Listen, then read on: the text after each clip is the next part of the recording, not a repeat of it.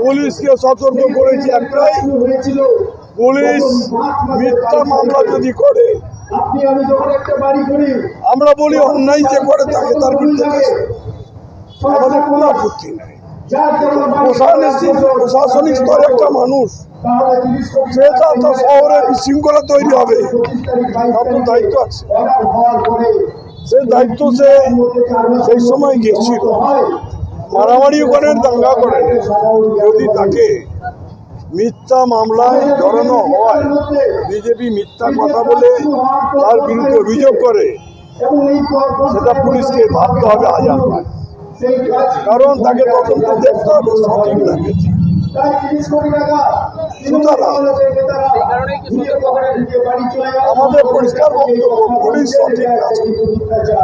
আমরা তৃণমূল কংগ্রেস করতে পারি, সরকারে থাকতে পারি, প্রশাসনিক স্তরে আমরা নাক গলাই।